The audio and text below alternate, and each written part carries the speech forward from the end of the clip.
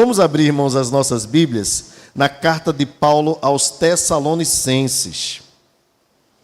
Na primeira epístola de Paulo aos Tessalonicenses. Nós vamos ler os versos de 1 até o 10.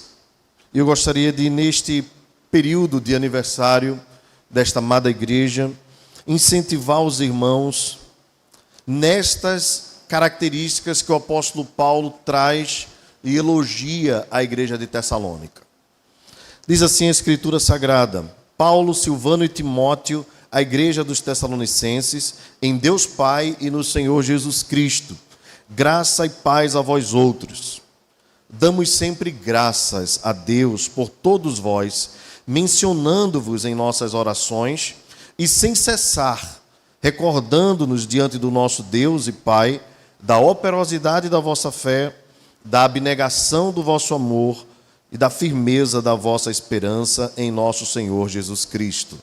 Reconhecendo, irmãos amados de Deus, a vossa eleição, porque o nosso evangelho não chegou até vós tão somente em palavra, mas sobretudo em poder no Espírito Santo e em plena convicção, assim como sabeis ter sido o nosso procedimento entre vós e por amor de vós. Como efeito, vos tornastes imitadores nossos e do Senhor, tendo recebido a palavra, posto que em meio de muita tribulação, com alegria do Espírito Santo. De sorte que vos tornastes o modelo para todos os crentes na Macedônia e na Acaia. Porque de vós repercutiu a palavra do Senhor, não só na Macedônia e na Acaia, mas também por toda parte se divulgou a vossa fé para com Deus, a tal ponto de não termos necessidade de acrescentar coisa alguma. Pois eles mesmos, no tocante a nós, proclamam que repercussão teve o nosso ingresso no vosso meio, e como, deixando os ídolos, vos convertestes a Deus, para servirdes o Deus vivo e verdadeiro, e para aguardardes dos céus o seu Filho, a quem ele ressuscitou dentre os mortos, Jesus, que nos livra da ira vindoura. Vamos orar mais uma vez? Senhor nosso Deus, diante da tua santa presença, nós te louvamos pelo privilégio que tu nos dás, a graça de podermos ler a tua palavra em nossa própria língua materna. Falo isso porque sabemos, Senhor, que há nações, povos, tribos que ainda não têm este privilégio, esta honra, esta maravilha de ter a tua palavra traduzida em suas próprias línguas. Te pedimos, Pai, levanta tradutores de Bíblia em nome de Jesus. Também nós queremos te agradecer porque podemos cultuar ao Senhor em liberdade. Temos acompanhado, Deus, a tua igreja perseguida e que tem sofrido, Deus, por não ter esta honra, esta graça que nós temos de podermos cultuar ao Senhor com as portas abertas, janelas abertas, de podermos caminhar até a igreja com as nossas Bíblias nas mãos. Ó Deus, tem misericórdia dos nossos irmãos na Coreia do Norte, no Afeganistão, no México, em todas as nações, Deus, onde os teus filhos têm sido perseguidos por causa do Evangelho. Dá a nós, Senhor, sempre o reconhecimento de que estas coisas são maravilhas tuas e que nós possamos valorizá-las para a glória do teu nome. Fala ao nosso coração nesta noite, em nome de Jesus. Amém. Amém. Meus irmãos, a igreja de Tessalônica era uma igreja privilegiada e muito amada pelo apóstolo Paulo. Paulo esteve na cidade de Tessalônica na sua segunda viagem missionária. E junto com Silas e outros irmãos, há um momento em que o próprio autor do livro de Atos, Lucas, se inclui na narrativa, possivelmente fazendo parte ali daquela equipe, como médico também tratando dos cuidados com o apóstolo Paulo. O livro de Atos, lá no capítulo 17, nos conta como aquela igreja nasceu diante do evangelho que estava sendo anunciado naquela região da Acaia e da Macedônia, que hoje nós conhecemos como Europa. A igreja de Tessalônica foi um local onde Paulo visitou as sinagogas, era costume do apóstolo Paulo fazer isso. Mas há um detalhe curioso, porque o texto diz que algumas autoridades judaicas daquela região contrataram pessoas da malandragem, o texto diz isso, para poderem prejudicar e prender a Jason. E tentaram entrar na casa dele, todas essas coisas. Veja, você imagina a malignidade, né? Fazendo com que, ou tentando fazer com que o trabalho do Senhor fosse prejudicado, mas isso não aconteceu. E o texto diz que eles diziam a respeito dos cristãos: quem são esses, os cristãos em Tessalônica, que têm transtornado o mundo? A igreja do Senhor, o único transtorno que ela traz, o único transtorno é ao inferno. É o único transtorno. Nós somos o povo mais pacífico do mundo. Nós somos o povo mais amável do mundo. A igreja do Senhor é o povo mais dócil do mundo. Porque nós amamos as pessoas, nós aprendemos com o nosso Salvador a amar o nosso próximo. Nós aprendemos com o nosso Salvador a dar a outra face. Nós aprendemos com o nosso Salvador a andar mais uma milha. Nós aprendemos com o nosso Salvador a orar pelos que nos perseguem, pelos que nos maltratam. Mas veja como o mundo olha para o povo de Deus. Estes que têm transtornado o mundo. Porque quando o Evangelho chega, o Evangelho começa a destruir as hostes malignas da corrupção, da malignidade, da imoralidade, da bebedice, das drogas. Então nós causamos transtornos, sim. As bocas de fumo. Nós causamos transtornos, sim, aos maus políticos, à corrupção instalada neste país. Nós trazemos esses transtornos, mas são transtornos para a glória de Deus, que fazem a mentalidade das pessoas mudarem. Este é o Evangelho. E o apóstolo Paulo, escrevendo à igreja de Tessalônica, dava graças a Deus pela vida dos irmãos daquela igreja. A igreja de Tessalônica, de fato, era uma igreja muito especial. Permaneça com a sua Bíblia aberta e vejam algumas coisas aqui que o apóstolo Paulo traz na sua oração por esses irmãos. Ele diz assim: damos sempre graças a Deus por vós, mencionando-vos em nossas orações. O apóstolo Paulo intercedia pela igreja de Tessalônica, bem como por todas as igrejas. Era costume do apóstolo Paulo fazer isso. Quando ele escreve à igreja de Éfeso, ele diz: por esta causa me ponho de joelhos diante de Deus, para que o Senhor aumente o vosso entendimento, o vosso amor. Paulo era um homem de oração e orava pelo seu povo. O ministério pastoral tem muitas demandas, muitas. E aqui entendo o apóstolo Paulo não apenas como teólogo. O apóstolo Paulo era pastor também, pastor mestre.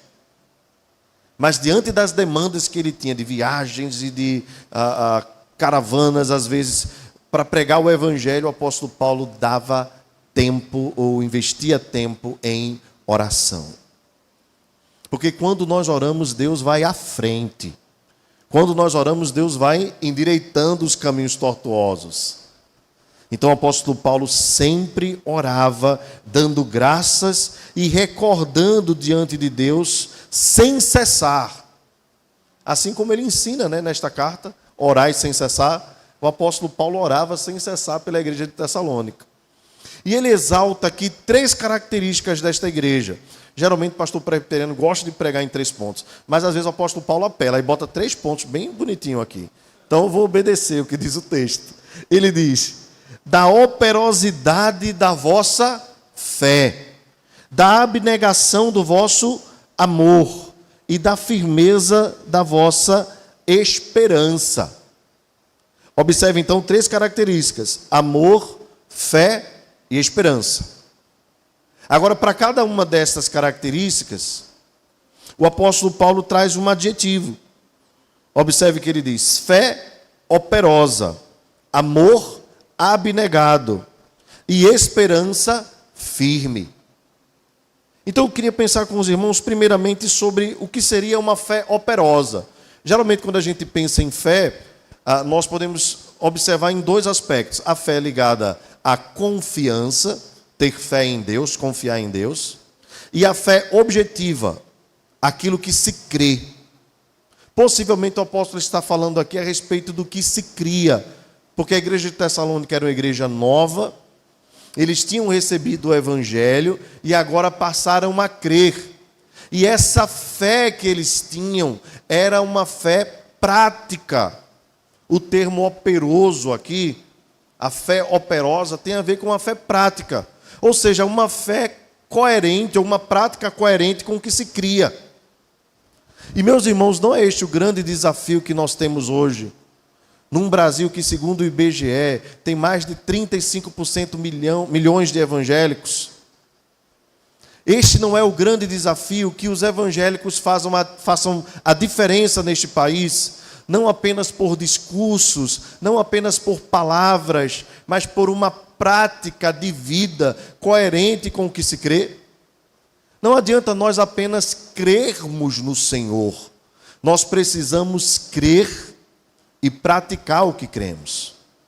A Bíblia diz que aquele que tem, disse o Senhor Jesus, os meus mandamentos e os guarda, esse é o que me ama. E aquele que me ama será amado do meu Pai, e eu também o amarei e me manifestarei a ele. O apóstolo Tiago diz que nós não devemos ser apenas ouvintes da palavra, mas devemos ser praticantes. Isso tem a ver com uma vida de obediência à palavra de Deus, à lei de Deus. Isso não está dizendo que nós somos perfeitos. Se nós fôssemos perfeitos, nós não precisaríamos de um Salvador. Nós não precisaremos da graça. O problema é quando a nossa vida é incoerente com o que nós professamos. Nós professamos que amamos a Deus e precisamos amá-lo de todo o nosso coração, abandonando qualquer outra coisa que queira tomar o lugar de prioridade nas nossas vidas. Mas nós também somos ensinados a amar o nosso próximo. E se nós amamos o nosso próximo, nós cumprimos os 6 últimos mandamentos. Nós não sentimos rancores, nós não guardamos mágoa no nosso coração, porque quem guarda mágoa no coração contra o seu próximo está descumprindo a lei, está cometendo assassinato. E a Escritura diz: não matarás. Da mesma forma, nós olhamos uns para os outros com respeito e com amor. Olhamos também para as nossas esposas e para os nossos maridos com respeito e amor, de tal sorte que nós não procuramos olhar para a mulher do nosso próximo, nem para o marido da nossa irmã, com um olhar lascivo. Porque se nós fazemos isso, nós estamos no coração praticando adultério. Vejam, irmãos, como amar a Deus e amar ao próximo é prático. Isso significa ter uma fé prática, uma fé operosa. E o nosso testemunho a respeito de Jesus passa a ser conhecido, e as pessoas são estimuladas pela nossa pregação a conhecerem esse Jesus que nós amamos, pela nossa vida, pelo nosso comportamento, pelo martíria. Evangelizar é proclamar, querigma, mas evangelizar também é testemunhar, martíria. E as nossas proclamações precisam ser coerentes com o nosso testemunho. Se não, lembremos de David Livingstone, um dos maiores missionários que a história já conheceu. Ele era um cartógrafo, missionário inglês. David Livingstone tinha um grande desejo de, fazendo a cartografia da região da África, chegar até a nascente do Nilo. A história conta que aquele homem saía fazendo o seu trabalho de cartógrafo e simplesmente vivendo a vida cristã.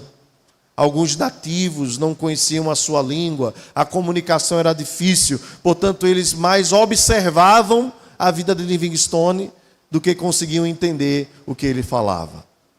A história diz que Livingstone não conseguiu fazer tudo o que ele queria e foi encontrado morto. A história nos diz, de joelhos foi encontrado, o seu corpo foi enterrado por lá, o coração foi levado para a Inglaterra. Alguns anos depois, equipes missionárias foram até aquele local para evangelizar e começaram a falar a respeito de Jesus, que Jesus é amoroso, é paciente, que Jesus é doce, que Jesus dava outra face. E no meio de uma das conversas, os nativos disseram: nós conhecemos Jesus. E os missionários perguntaram: quem foi que falou para vocês? Disse: não, ninguém falou. Ele esteve aqui entre nós há pouco tempo. Era David Livingstone. A vida deste missionário, servo de Deus, era tão coerente com o Evangelho, que ele foi confundido pelos nativos com o próprio Cristo. Meus irmãos, vejam que nível de espiritualidade, de fé operosa. Esses homens devem ser para nós testemunhas, essas grandes nuvens de testemunhas devem ser por nós imitadas. Como nós precisamos de um evangelho coerente neste país. Como nós precisamos de cristãos que vivam de fato e de verdade o verdadeiro evangelho. O Senhor Jesus disse nisto sereis conhecidos como meus discípulos, se tiverdes amor uns pelos outros. Passando para o amor, então, o apóstolo Paulo diz: abnegação do vosso amor. O amor é uma marca do cristianismo. Deus é amor. Se tem uma das definições mais lindas das Escrituras, é que Deus é amor.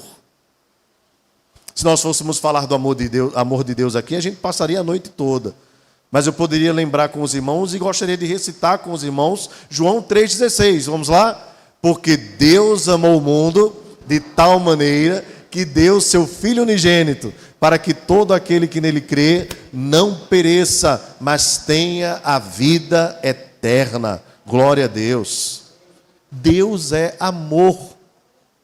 E ninguém expressa melhor o amor do que o próprio Senhor. Porque o amor do nosso Pai é um amor abnegado. Ele abriu mão do seu bem maior. O bem maior do nosso Pai era o seu Filho Jesus. Os irmãos lembram quando Jesus foi batizado por João Batista? A Escritura diz que uma voz do céu disse assim: este é o meu Filho amado, em quem está todo o meu prazer, ou em quem me comprazo. O prazer do Pai era o próprio Filho. A alegria de Deus Pai era Jesus. Mas Deus abriu mão do seu Filho por um instante, para que por meio da sua morte, da morte do nosso Salvador Jesus Cristo, nós pudéssemos ser alcançados.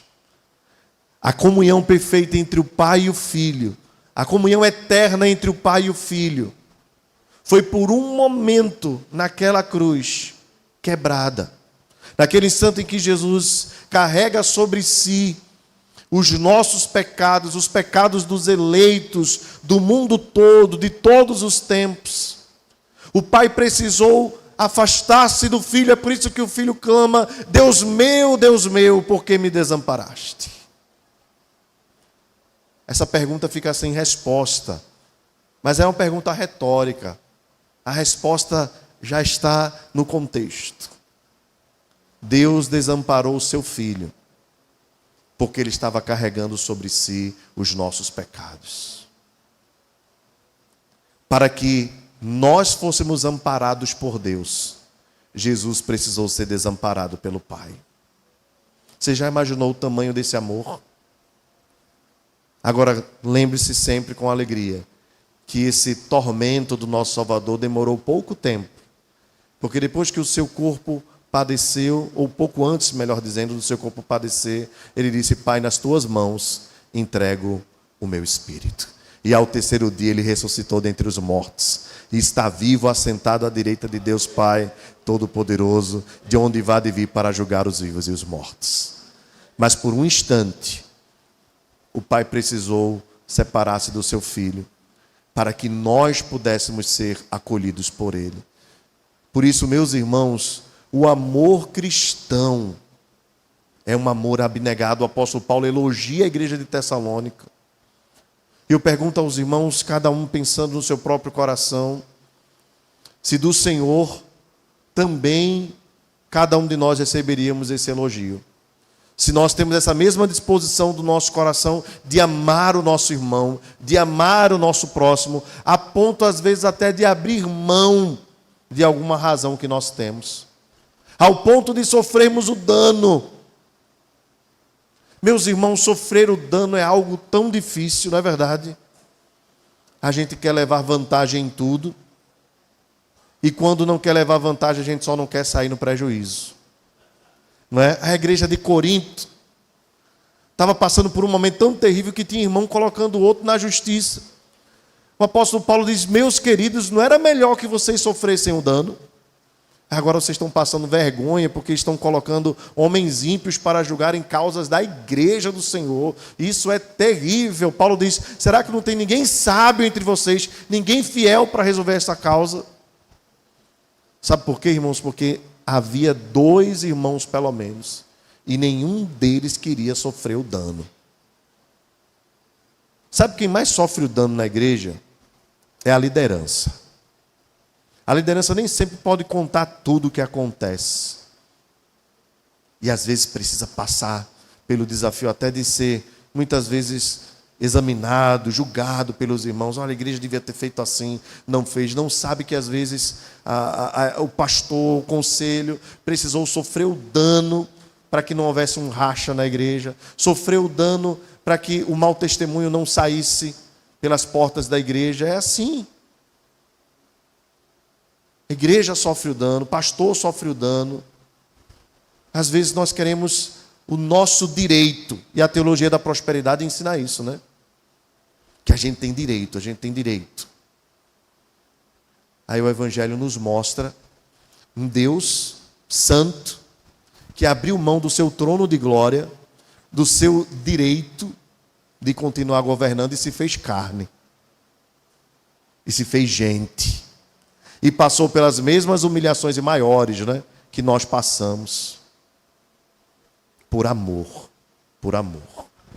Nós precisamos aprender a sofrer por amor. A Bíblia diz que o amor tudo sofre, tudo crê, tudo espera e tudo suporta. Que essa igreja seja uma igreja de fé, que essa igreja seja uma igreja de amor. Eu tenho certeza que já é. A igreja de Tessalônica também já era. Aí o apóstolo Paulo depois diz assim, se os irmãos tiverem curiosidade depois de ler, o apóstolo Paulo diz assim: olha, em nada o testemunho de vocês precisa ser acrescentado. Mas no meio da carta ele diz assim: a única coisa que eu peço é que o amor aumente cada vez mais. Então o amor é algo que nós estamos sempre devendo. Paulo escreve aos Romanos e diz isso, né? A ninguém deveis coisa nenhuma, exceto o amor. Agora o texto continua dizendo, a última característica, firmeza da vossa esperança. O que é que mais os crentes esperavam, em especial os irmãos de Tessalônica? A volta do Senhor Jesus, o retorno do Salvador. A igreja do Senhor, meus irmãos, historicamente, vive na expectativa do retorno iminente de Jesus. Ele pode voltar a qualquer momento. O que nós precisamos fazer é pregar o Evangelho do Reino. Porque o Evangelho do Reino será pregado para todas as nações, então virá o fim. Mas a igreja está avançando. Eu não sabia, fui fazer o Perspectivas, curso tremendo, né? Maravilhoso. E aí o irmão Igor Miguel, o Maisel Rocha, entre outros missionários, mostraram dados assim da Indonésia, das Filipinas, que são maravilhosos aos nossos olhos. Um deles disse: olha, os irmãos das Filipinas estão em número de milhões, de milhares, desejando entregar a própria vida pela causa do Evangelho. Eles estão dispostos a morrer, inclusive para entrar na Coreia do Norte. Eles estão dispostos a levar o Evangelho. O Evangelho está sendo anunciado, irmãos. A coisa está apertando. O Senhor Jesus está voltando. A igreja precisa acordar para esta realidade. O que é que essa realidade muda nas nossas vidas? Ela aguça ainda mais o nosso olhar para o céu. E embaça mais os nossos olhos para focarmos nesta terra. Infelizmente, muitos cristãos têm procurado fazer desta terra o seu castelo. o seu tesouro. E a Bíblia diz que onde está o teu tesouro, ali também estará o teu coração. A Bíblia também diz que nós não devemos acumular tesouros na terra, porque a traça corrói, a ferrugem também, destrói tudo. Mas nós devemos construir tesouros no céu. Lá está o meu tesouro, diz a canção. Lá onde não há mais choro, onde todos cantaremos juntos hinos de louvor ao Senhor. Nós devemos olhar para o alto, irmãos, e fazermos das coisas deste mundo nossos servos. Nós somos administradores das coisas. Elas não são os nossos ídolos. Alguns de Tessalônica abandonaram os ídolos. Naquela época, a cultura greco-romana tinha o costume de fazer as suas imagens de esculturas. Alguns comentaristas dizem que em Atenas tinha mais deuses, segundo as imagens, do que gente. Hoje em dia isso tem diminuído muito. Mas não pense que se tornou menos perigoso. Pelo contrário, os ídolos invisíveis são mais perniciosos do que os visíveis. Os ídolos do coração. Quando nós colocamos as coisas no lugar de Deus, quando Deus não tem a primazia, quando Deus não tem a prioridade, quando Deus não é o primeiro no nosso coração, qualquer outra coisa que não seja isso é idolatria. A Bíblia diz que nós devemos amar a Deus sobre todas as coisas. Jesus disse até mesmo que alguém que não ama a Ele mais do que o seu pai e a sua mãe, não é digno dele. E às vezes, meus irmãos, os nossos olhos estão fincados nesta terra e nós perdemos a esperança do céu. Quando nós olhamos só para o Senhor, olhando para o céu na expectativa do nosso Salvador, nós não temos medo da morte, nós não temos medo das enfermidades, nós não temos medo das tribulações desta vida, porque nós sabemos que haverá um dia e que Ele vai encerrar todas as coisas, e até o mar dará os seus mortos, e nós, os que estivermos vivos, vamos ver eles subindo, e depois nós seremos levados aos céus com o nosso Salvador, quando a trombeta soar. E Ele encerrará todas as coisas, e fará tudo novo, e nós habitaremos numa nova terra, onde não há morte, não há choro, não há luto, não há tristeza. Às vezes nós queremos trazer o céu para cá, este não é o céu. Haverá o dia que Deus vai fazer novas todas as coisas. O apóstolo João diz: eu vi novo céu e nova terra. Eu vi a cidade santa descendo adornada como noiva para o seu noivo. Eu vi. E essa esperança da revelação que Deus deu a João é a esperança que deve mover o coração da igreja. Irmãos, isso muda tudo nas nossas vidas. Isso muda como nós administramos o nosso tempo, como nós administramos os nossos recursos, como nós cuidamos das nossas famílias, o nosso testemunho.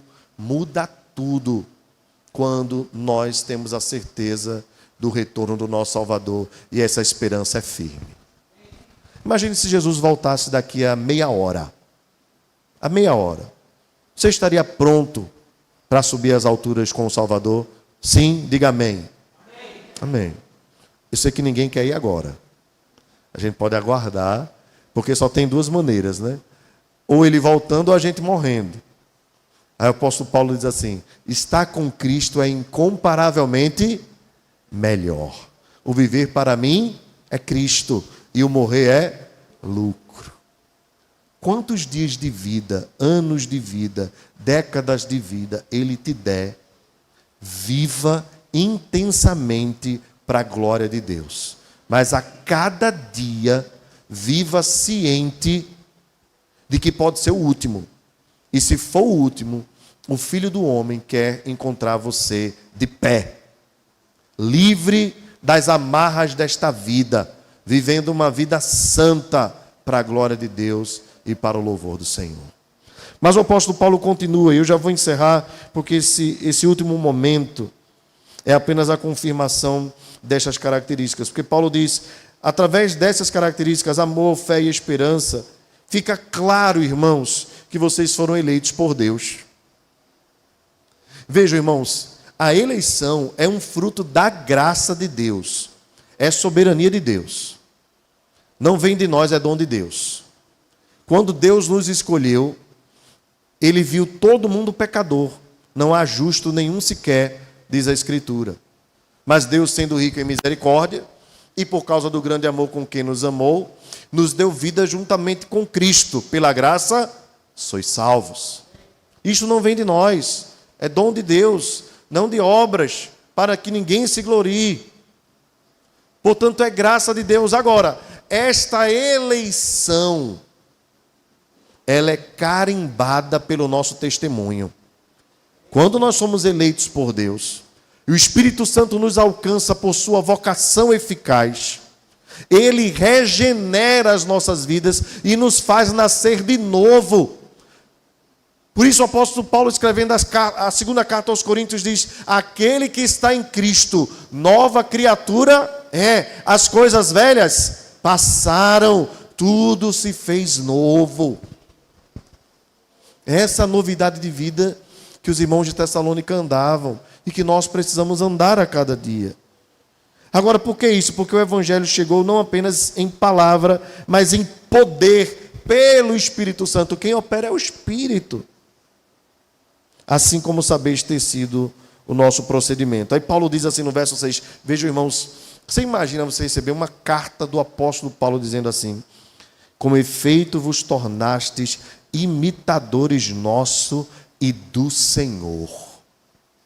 Paulo está dizendo, eu gostaria de elogiar vocês, porque quando eu olho para vocês, eu vejo Jesus. Isso é imitar, é ser discípulo.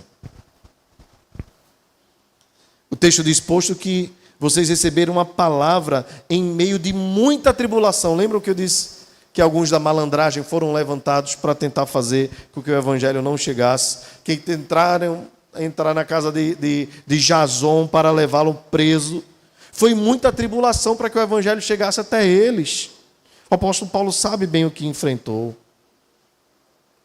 Agora veja o outro testemunho, no verso 8. Porque de vós, a partir dos irmãos da igreja de Tessalônica, se repercutiu a palavra do Senhor. Vejam que o testemunho não era simplesmente ou meramente sobre os irmãos, mas era sobre o que a palavra havia feito na vida dos irmãos. A glória é toda de Deus. Aí o texto diz assim, verso 8. Não só na Macedônia e na Caia, a região onde Tessalônica estava, né, geograficamente, mas também por toda parte. Em Jerusalém se falava da igreja de Antioquia, da igreja de Tessalônica. Na Antioquia se falava sobre a igreja de Tessalônica. Em Éfeso se falava sobre a igreja de Tessalônica. Todo mundo antigo conhecia a igreja de Tessalônica pelo seu testemunho de como o evangelho mudou a vida dos irmãos. Assim a gente tem conhecido os irmãos aqui do Jordão. E o meu desejo é que conheçam mais e mais o Senhor através da vida de vocês. Porque o evangelho que é trazido até vocês não é um evangelho só de palavra, irmãos, mas é um evangelho de poder do Espírito Santo. O Espírito tem operado no meio de vocês. Glória a Deus por isso. O Espírito tem operado de sorte que vidas têm sido transformadas. Gente que odiava a Deus agora ama a Deus. Gente que se entregava à bebida agora se entrega em se derramar na presença de Deus.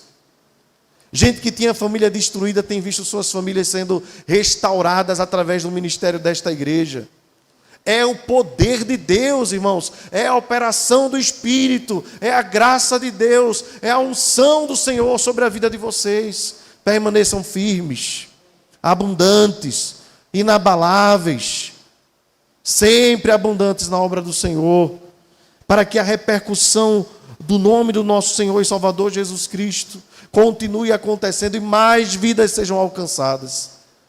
E quando falarem sobre a igreja do Jordão, possam dizer assim: aquela igreja é formada por discípulos, imitadores de Jesus. Gente que ama Jesus, gente que adora Jesus, gente que é amiga de Deus, gente que adora o Senhor, gente de fé, de esperança e de amor. Para encerrar, o apóstolo Paulo diz assim: e para aguardardes dos céus o seu Filho, a quem ele, Deus, ressuscitou dentre os mortos, Jesus, que nos livra da ira vindoura. Meus irmãos, eu quero, por fim, exortar cada um, encorajar cada um a viver uma vida sempre aguardando o Salvador. Espere por Jesus, Ele vai voltar. Toda dor vai cessar, todo luto vai cessar, toda saudade vai ser encerrada, porque Ele enxugará dos nossos olhos toda lágrima, toda tristeza. Enquanto isso, permaneçam vivendo a vida cristã abundante. E ainda que o inferno tente se levantar, como tentou se levantar contra a igreja de Tessalônica, as portas do inferno não prevalecerão contra a igreja do Senhor. Essa era a promessa de Jesus. Os irmãos de Tessalônica estavam vivenciando as promessas. A igreja do Jordão, quando avança nestas ruas aqui para evangelizar, o inferno que se proteja. Você lembra que porta é instrumento de defesa, né? Então a igreja ataca e o inferno tenta se defender. Mas as portas do inferno não prevalecerão contra a igreja do Senhor. Sejam firmes no amor, na esperança e na fé. E certamente Deus preservará vocês. E a repercussão do trabalho do Espírito Santo na vida de vocês alcançará suas famílias, alcançará seus vizinhos, alcançará este bairro, e onde quer que vocês colocarem os pés, o poder do Evangelho inundará o lugar em que vocês forem. Que seja assim em nome de Jesus. Deus seja louvado.